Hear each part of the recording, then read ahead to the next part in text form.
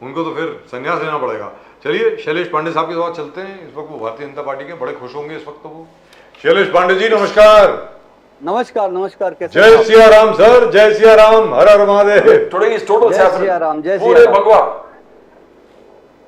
बिल्कुल मेरी तरह। जी।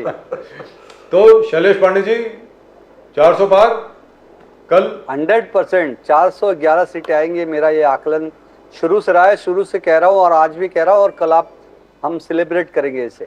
माशाल्लाह सर, मैं उम्मीद करता हूं कि आप कृपा करके यहाँ पर मिठाई जरूर भेजेंगे कल। जरूर जरूर। आजकल तो बड़ा आसान है, कहीं पर भी बुक कर सकते हैं, सीधा ऑफिस में भेज दीजिएगा सर, आपके सामने खाएंगे हम। लेकिन 411, 425 क्यों नहीं, 450 क्यों नहीं, या 405 क्यों नहीं, ये जरा बताएं।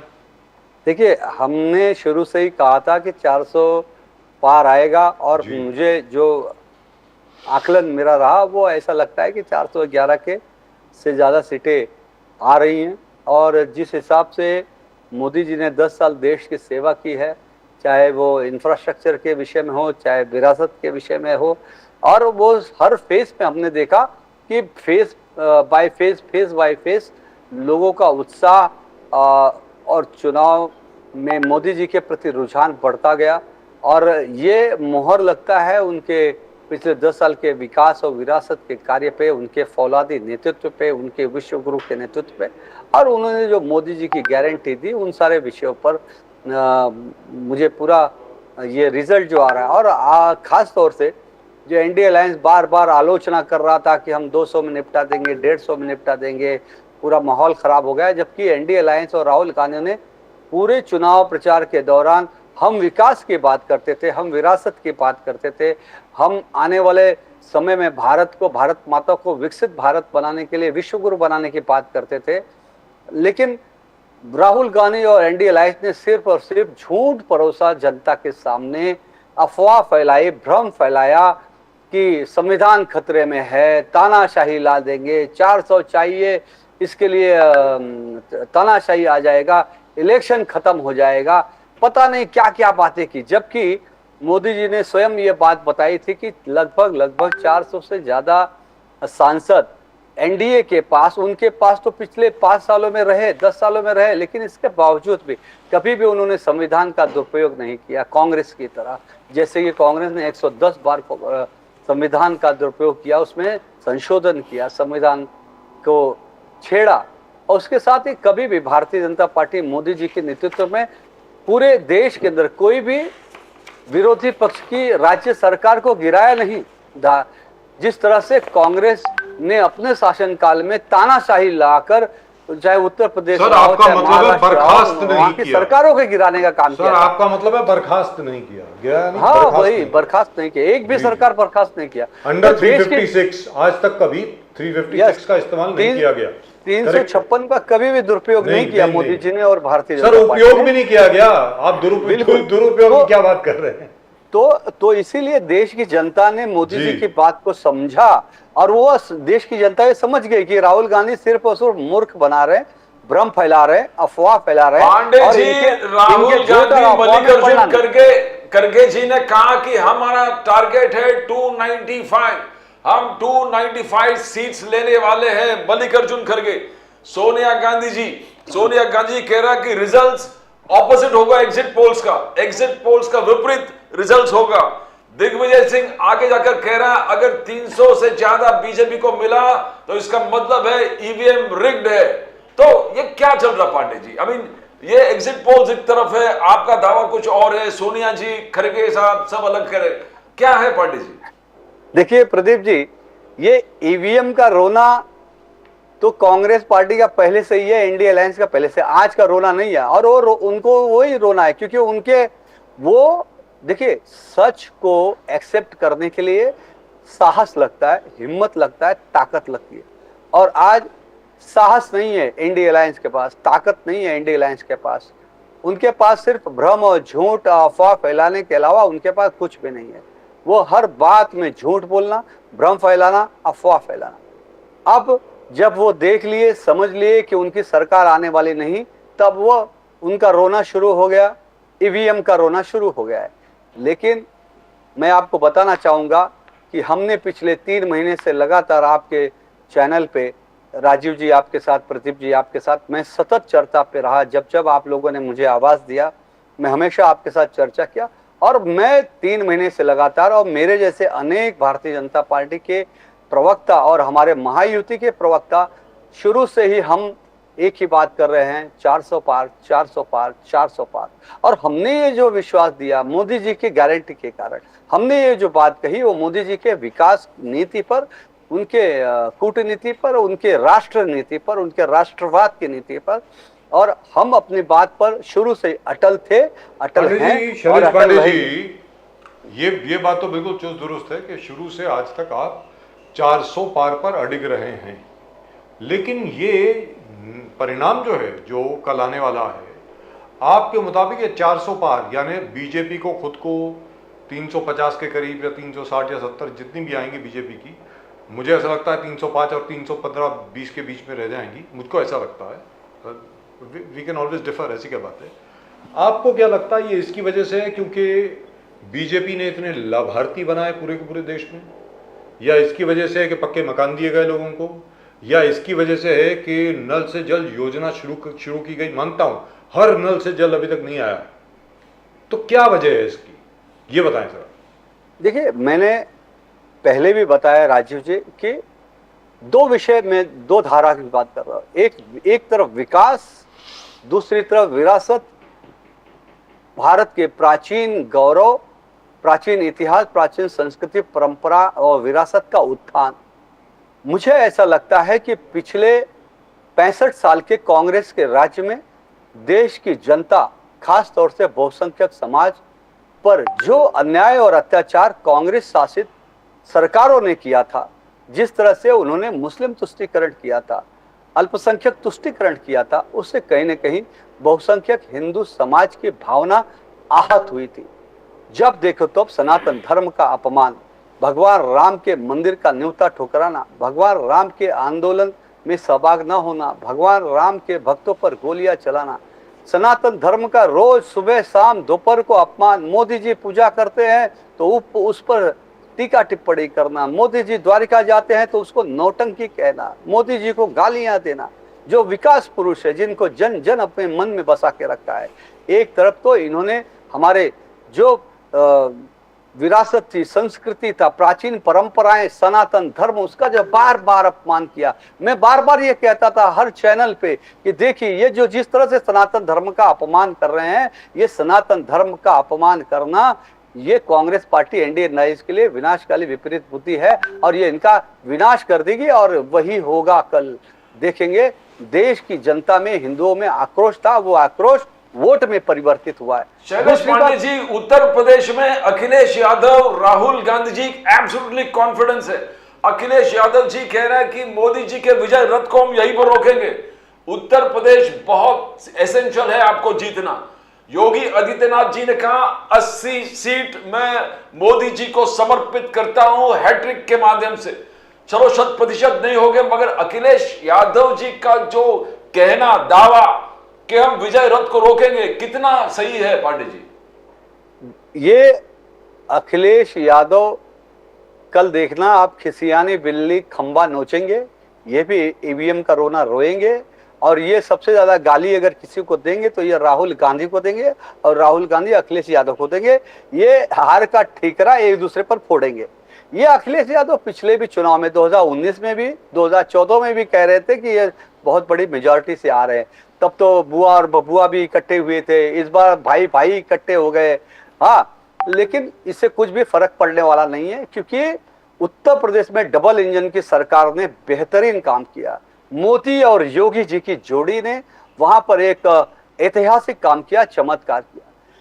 प्रदीप जी, जिस उत्तर प्रदेश में व्यापारी उद्योग लगाने नहीं जाते थे, इन्वेस्टर इन्वेस्टमेंट नहीं करते थे, रोजगार नहीं आता था, वहां योगी जी और मोदी जी के नेतृत्व में, जब से योगी जी वहां मुख्यमंत्री बने, जिस तरह से वहां पर कायदा और सुव्यवस्था को वहां पर उन्होंने अपने हाथ में लिया, जिस तरह से अपराधियों का वहां पर इनकाउंटर्स किए गए, बड़े बड़े माफिया हर जिले में, जहां देखो अतीक अहमद, मुख्तार अंसारी, ये वो फलाना ढिकाना, हर जिले में माफिया आतंक और अपराधीकरण था, राजनीति का भी अपराधीकरण था।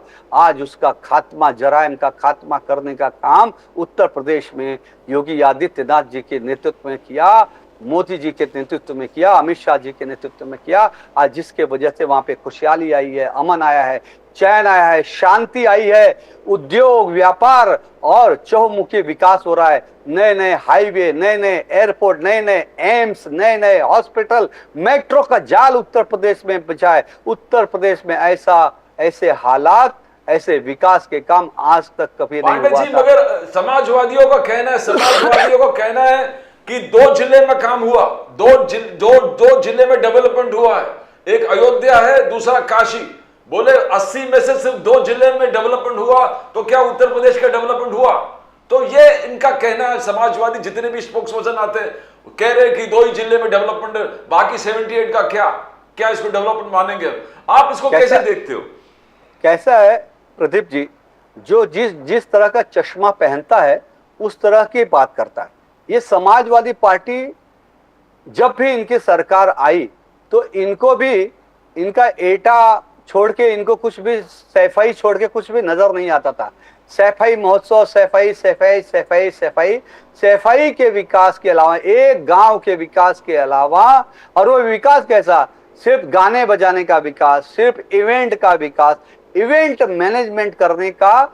एक गांव में सिर्फ सफाई के अलावा इन्होंने उत्तर प्रदेश के किसी भी गांव की तरफ देखा नहीं, किसी भी शहर की तरफ देखा नहीं, किसी भी जिला की तरफ देखा नहीं, किसी भी प्रदेश के हिस्से का विकास नहीं किया। तो ये अपने चश्मे से नजर आ रहा है कि उन्होंने जो किया उनको ही दिख रहा है, लेकिन ऐसा नहीं है।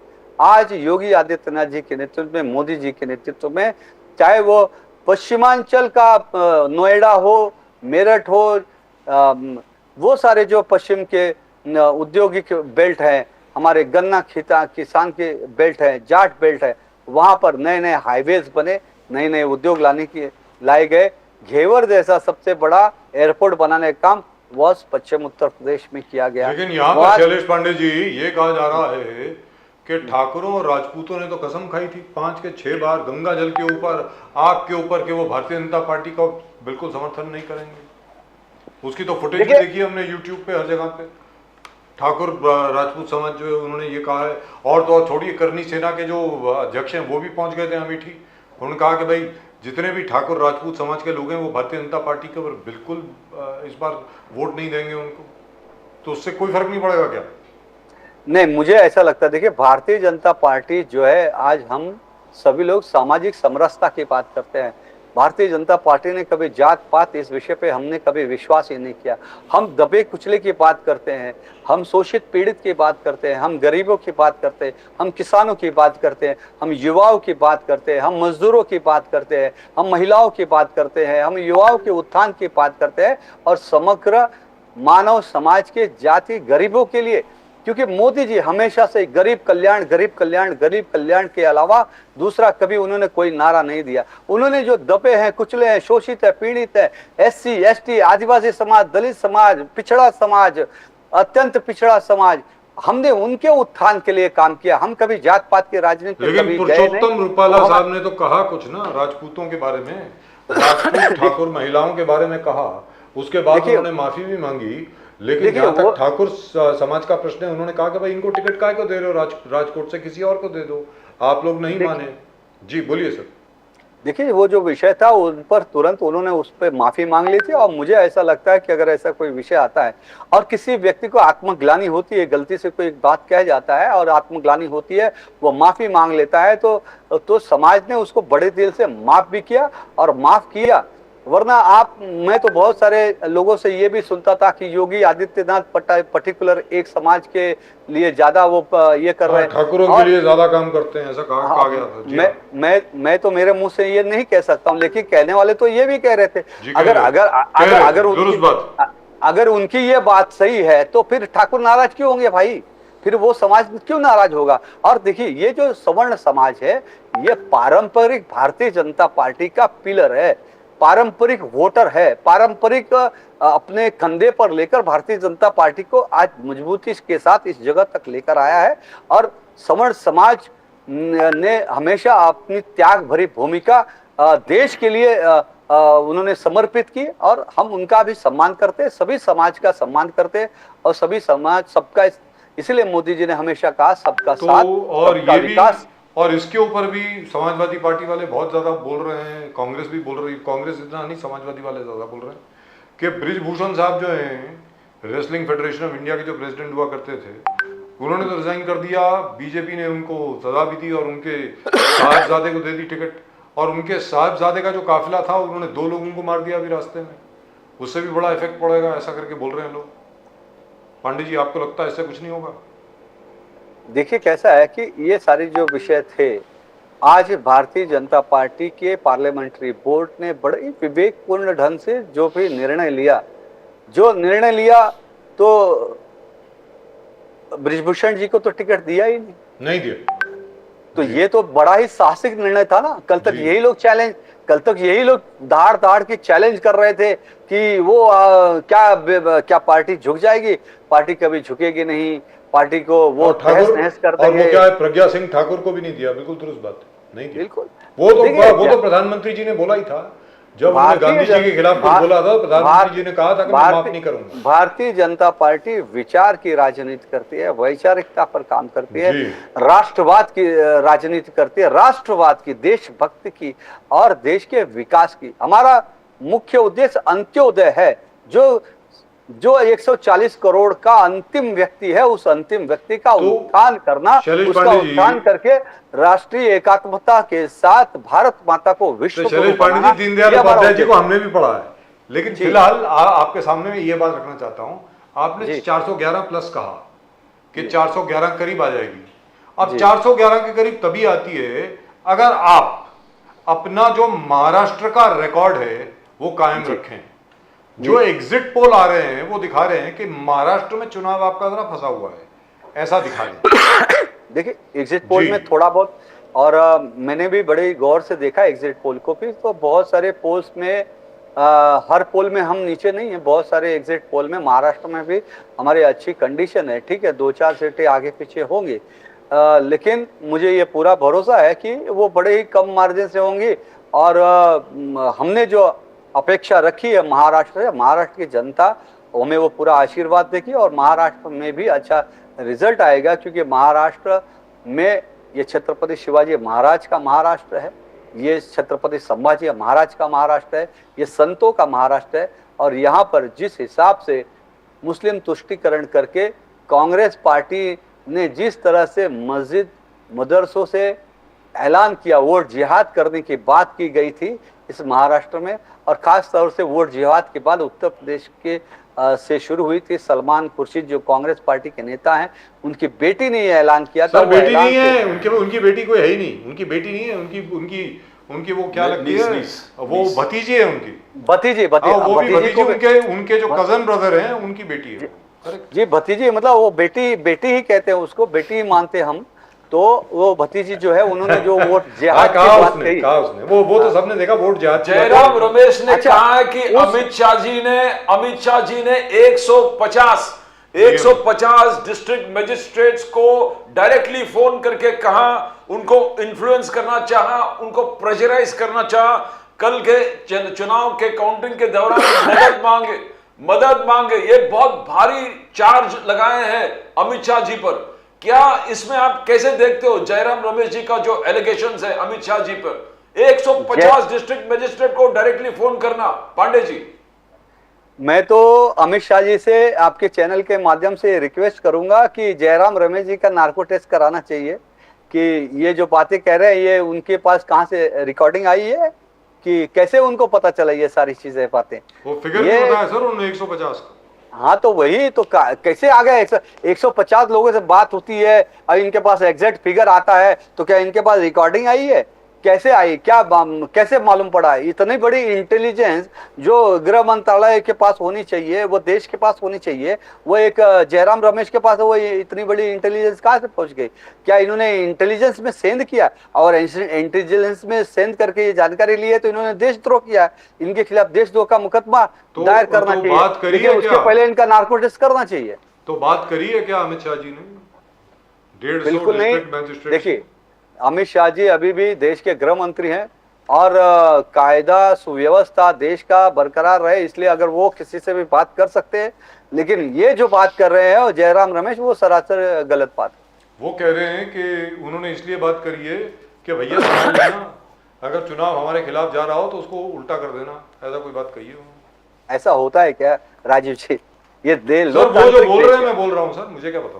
वो सरासर झूठ बोल रहे हैं, गलत बोल रहे हैं, बड़े आदमी हैं, क्या करें गलत। इनका मैं बोला ना, कांग्रेस पार्टी का, इंडिया अलायंस का, इनका पहला कर्म, पहला धर्म सिर्फ अफवाह फैलाना है, झूठ बोलना।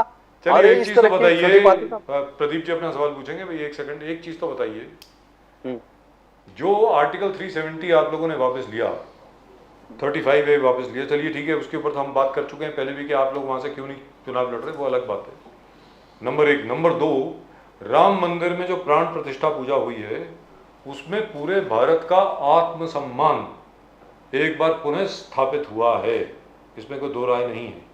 उसका कितना प्रभाव पड़ेगा चुनाव के ऊपर, जो चुनावी परिणाम हम देखने जा रहे हैं कल, कितना प्रभाव पड़ेगा? अब तो बोल सकते हैं सर, अब तो आचार संहिता लागू नहीं है, बोलिए सर। जी, ये बिल्कुल प्रभाव पड़ेगा। देखिए कैसा है, भगवान राम हमारे लिए कोई ये आस्था का विषय है, हमारे लिए धर्म का विषय है, हमारे लिए सर्वोच्च विषय है सर। गर्व और आत्मसम्मान का भी विषय, गर्व, आत्मसम्मान और स्वाभिमान का विषय है जी। स्वाभिमान का इसलिए विषय है कि 500 वर्षों से अयोध्या जी में मंदिर के निर्माण का आंदोलन सतत चलता रहा, लाखों हिंदुओं ने अपनी कुर्बानी दी, वहां पर साधु संतों ने, नागाओं ने, 3-3 हजार साधु संतों, सिखों ने अपने जीवन की कुर्बानी दी। देश के अलग अलग भाग से लोग वहां पर आए, राजा और जो बाय द वे जिस केस के ऊपर सुप्रीम कोर्ट ने अपना निर्णय दिया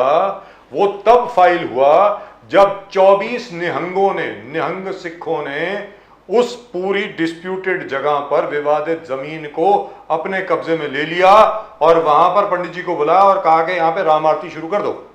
बिल्कुल, अब आप बताएं। बिल्कुल।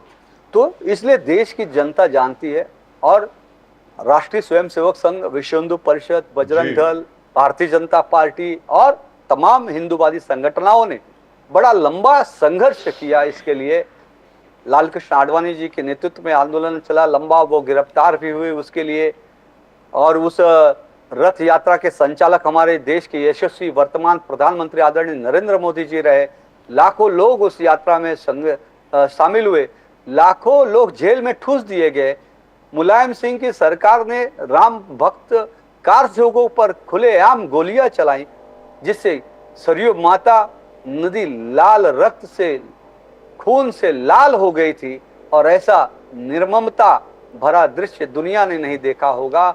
आज लाखों लोगों की शहादत, लाखों लोगों की कुर्बानी, बलिदान के बाद ये दिन आता है, और वो भी देश के यशस्वी प्रधानमंत्री नरेंद्र मोदी जी के कार्यकाल में, और उनके कार्य कुशलता के कारण, उनके कूटनीति के कारण ये मंदिर का निर्माण शुरुआत होता है, भूमि पूजन होता है, और उसके बाद प्राण प्रतिष्ठा होता है। पूरा देश में आप देखिए राममय वातावरण हो गया था। हम हमेशा कल्पना करते हैं राम यशोमती ठाकुर कांग्रेस महाराष्ट्र से, उन्होंने कहा कि अमरावती में अगर नवनीत राणा जी जीतती है तो सिविल वॉर हो जाएगा, सिविल वॉर हो जाएगा। और वहां दिग्विजय सिंह बोल रहे 300 पार हो गया, उसका मतलब रिगिंग। तो क्या जैसे राम मंदिर बनने के बाद कह रहे थे कि हर गली में खून बहेगी, और आर्टिकल 370 में बोले पूरे देश में अनरेस्ट हो जाएगा, तो क्या ऐसे कुछ दिख रहे हैं आपको? जिस प्रकार से कांग्रेस का एक एक करके बयान आ रहा है, यशोमती ठाकुर महाराज से, अमरावती से, दिग्विजय सिंह बोले 300 पार असंभव, हो ही नहीं सकता, अगर हो गया तो ये होगा। तो कैसे देखते हो स्टेटमेंट में, क्या ये टेंशन बढ़ जाएगा यहां पर? देखिए, चाहे यशोमती हो चाहे दिग्विजय हो, इसके पहले नाना पटोले ने भी कहा था कि भगवान राम के मंदिर का जो प्राण प्रतिष्ठा हुआ गलत हुआ है, उसका हम शुद्धिकरण करवाएंगे, हमारी सरकार आएगी। तो इन्होंने जो भगवान राम का अपमान किया, सनातन धर्म का अपमान किया, अब कायदा सुव्यवस्था का अपमान कर रहे हैं, इसके लिए ये तो खत्म है, इनकी कहानी खत्म है, इनके बातों का कोई अर्थ नहीं है। लेकिन फिर भी मैं आपके चैनल के माध्यम से इन सभी कांग्रेसियों को, जिन जिन लोगों ने जो बातें आपने बताई कहा है, तो उनको मैं बता देता हूं कि ये कांग्रेस का राज नहीं है। भूल जाओ, आप भूल जाओ। ये नरेंद्र मोदी जैसे फौलादी प्रधानमंत्री का राज है इस देश में। नरेंद्र मोदी वो व्यक्ति हैं जब ये पाकिस्तानी दुश्मनों को भी उनके दांत खट्टे कर सकते, उनके पीओके में घुस कर। तो एक ध्यान में रखना, देश के साथ अगर कोई भी दुर्व्यवहार करने की कोशिश करेगा, कानून व्यवस्था से खिलवाड़ करने की कोशिश करेगा, तो टिट फॉर टैट और देश में आग लगाने की बात कोई करे नहीं। इनकी औकात नहीं, ये कर नहीं सकते और हम किसी भी तरह करने नहीं देंगे। क्योंकि ये तो जब धारा 370 हटा था तभी भी ये कहते थे कि खून की नदियां बह जाएंगी, राम मंदिर बनने लग गया तो खून की नदियां बह जाएंगी। कहाँ है इनका खून, बताएं जरा। इनका खून सफेद हो चुका है, ये नपुंसक हो चुके हैं, ये कुछ नहीं कर सकते। ये मुंह के वो AK-47 है, सिर्फ मुंह से गोलियां झाड़ते रहे। देश की जनता इनके बहकाव में आने वाली नहीं है। और अगर ये उल्टा पुल्टा बात करेंगे तो देश की जनता ही इनको सबक सिखाई इस चुनाव में। और आने वाले समय में अगर किसी भी प्रकार की देश में अव्यवस्था फैलाने की ये कोशिश करेंगे तो देश की जनता इनकी सुनने वाली नहीं और इनको ही जूतों से मारेगी, दौड़ा दौड़ा के मारेगी। जो अगर देश में अगर किसी भी प्रकार की अव्यवस्था फैलाएगा तो देश की जनता माफ नहीं करेगी। देश की जनता विकास चाहती है, देश की जनता राम राज्य चाहती है, देश की जनता भारत माता को विश्व गुरु बनाना चाहती है। अब तो परिणाम का इंतजार करेंगे कल के लिए। मैं उम्मीद करता हूं कल भी आप हमारे साथ होंगे। आप हमारी तरफ से मुबारकबाद जरूर आप स्वीकार करेंगे। मैं उम्मीद करता हूं कि जो फिगर आपने बताया वही फिगर सामने आएगा आपकी। जैसा आपने कहा कि आपने भविष्यवाणी करी है 411 सीटें आएंगी। 411 ये मेरा दिल कहते हैं, मेरे अंदर बैठे हुए भगवान राम कह रहे हैं। क्या बात है साहब। जय सिया राम, हर हर जय सिया राम, जय सिया राम, जय सिया हर हर महादेव। आपकी मिठाई का इंतजार रहेगा कल। जरूर जरूर, धन्यवाद। नमस्कार नमस्कार नमस्कार। भारत माता की जय। वंदे मातरम। वंदे मातरम। हर हर महादेव। हर हर महादेव। जय Shri Ram. Well, 411, that's what the BJP says. And as far as the Congress is concerned, very conservative. They say 295 plus. We'll be very happy with just that. And that too, they're not sure how many the Congress is going to get. They're not sure how many who's going to get. But they've worked out a figure of 295 plus for the entire India alliance. That's what they say. So it's a good thing that nobody is talking about coalition governments now. They're saying absolute. Yep. Alliance, they're going to win. They don't require any other support. BJP says yes, we're going to win on our own. But they talk about majority. Yes, but as far as the BJP is concerned, on its own, they're very sure of crossing 300. That's what they say. You need 273, so I think 272, 273. So in any event, we'll know all that by tomorrow. Few hours. So whatever we discuss right now will become irrelevant by June 4th, 8:30 in the morning, when the first few trends will start coming in. That's it. That's all we've got for you from both Pradeep ji and myself. आप सब लोगों को नमस्कार, जय हिंद, जय महाराष्ट्र, जय भवानी, जय Shivaji, Vande Mataram. Vande Mataram. Channel को सब्सक्राइब जरूर करें भैया। Please subscribe to the channel and send in your comments. Thank you so much for that bell. So nice of you. आप सब लोगों को जय सिया राम, हर हर महादेव। हर हर महादेव।